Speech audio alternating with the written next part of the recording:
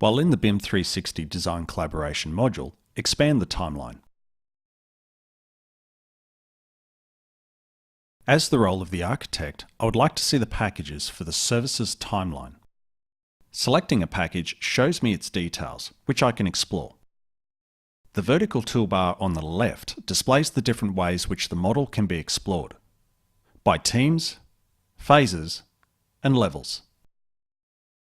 Using teams, other discipline models can be toggled off and on.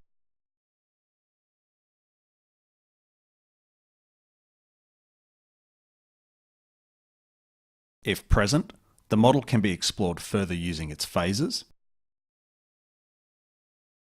And in a similar way, the model can be explored using its levels.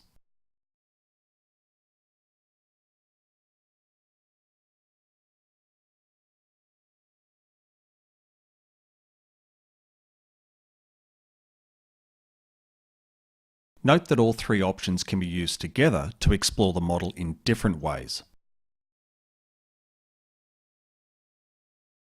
This ensures the model can be reviewed prior to consuming it into the Revit design process.